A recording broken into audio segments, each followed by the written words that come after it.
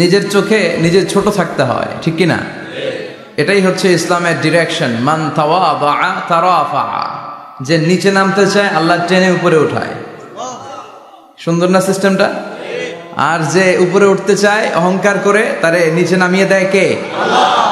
সাইয়েদনা আদম আলাইহিস সালাম বিনয়ী ছিলেন। ওনাকে সৃষ্টি করার পরে আল্লাহ বললেন, ইয়া আদম সাল্লিম আলা উলাইকান নাফর, আদম এই যে ফেরেশতারা বসা, সালাম দাও। আদম বলেন, না আমি সালাম দিব কেন, আমারা দেয় না কেন? অনেক মুরব্বী আছে বলে, আমি দিব কেন, তোরা আমারে দিবি। এরকম আছে না নাই? না, সালাম সবাই সবাইকে দিবেন।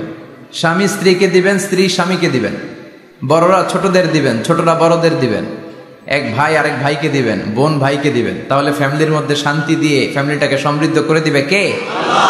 কারণ সালাম অর্থই শান্তি। সালাম অর্থ কি? ফ্যামিলির মধ্যে আমাদের এই সালামের প্রচলন নাই। বিশ্বনবী সাল্লাল্লাহু আলাইহি ওয়াসাল্লাম স্ত্রীদেরকে আগে সালাম দিতেন, সাহাবাদেরকে আগে সালাম দিতেন। মা আয়েশা বলেন, এত বছর বিশ্বনবী সংসার করলাম, একদিনও আগে সালাম দিতে পারি নাই। সবসময় বিশ্বনবী আমাকে আগে সালাম দিয়ে দিতেন।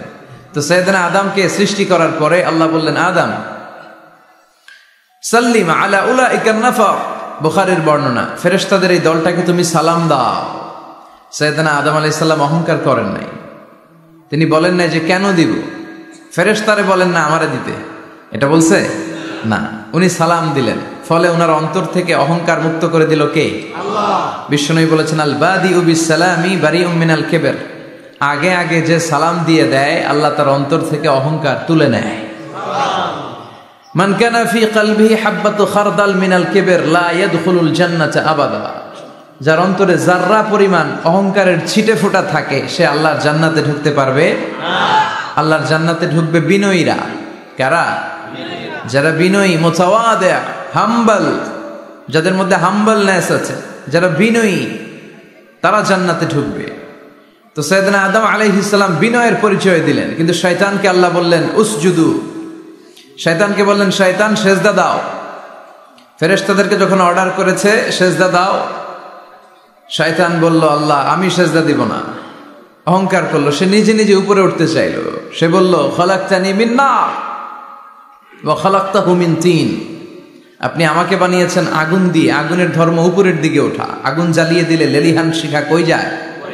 উপরে যায়। ওয়া খলাকতাহু মিন তিন, আর আদমকে বানিয়েছেন আপনি মাটি থেকে, তা আমি কেন সেজদা দিব, আদমই না আমারে দিবে।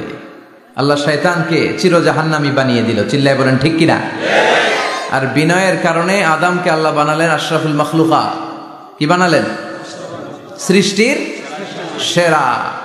এজন্য নূরের ফেরেশতারাও সাইয়েদনা আদমকে সেজদা দিতে বাধ্য হয়েছে। চিল্লায় বলেন ঠিক কিনা?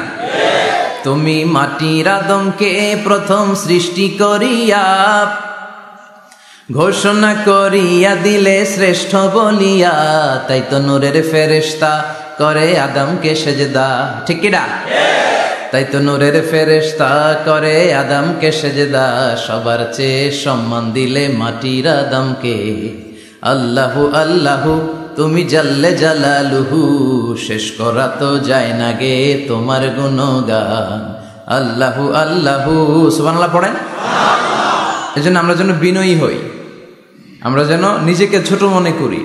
আপনি নিজেকে ছোট মনে করলে আল্লাহ আপনাকে বড় বানায় দেবে।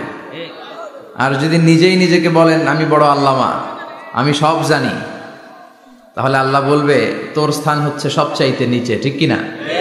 আবু নওয়াস একজন কবি ছিলেন, উনি বলেছেন ওয়াকুল্লি মাইয়াদাঈ ফিল ইলমি ফালসাফাতান হাবাসতা শাইআন ওয়া গাবাত আনকা আশিয়াউ, কেউ যদি তোমারে বলে যে আমি সব জানি, তুমি দুই আঙ্গুল দেখিয়ে বলো তুমি কিচ্ছু জানো না, তোমার শিখার অনেক বাকি।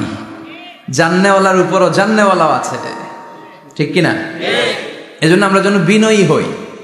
বিনয়, হাম্বলনেস, আরবিতে বলে তাওয়াদু, এটা খুবই জরুরি। এগুলো আমাদের মধ্যে এখন নাই। আমাদের মধ্যে ইগো প্রবলেম আছে না নাই? অহংকার, জেলাসি, অ্যারোগ্যান্স, এগুলো থেকে সম্মানিত ভাইয়ের আমাদেরকে বেরিয়ে আসতে হবে। দেখবেন সমাজে যারা খুবই হাম্বল, বিনয়ী, তাদেরকে সবাই পছন্দ করে না? আর অহংকারীদের কেউ পছন্দ করে না। সামনে সালাম দেয়, পিছনে গালি দেয়। কথা বলেন? এজন্য অহংকারী হবেন না বিনয়ী হবেন? বিশ্বনবী বলছেন আল্লাহ আপনি আমারে বিনয়ী বানান, আপনি আমারে ধৈর্যশীল বানান, আপনি আমারে শুকর গুজার বানান, আমার চোখে আল্লাহ আপনি আমারে ছোট বানান, মানুষের চোখে আপনি আমারে বড় বানান। পড়ে না আমিন।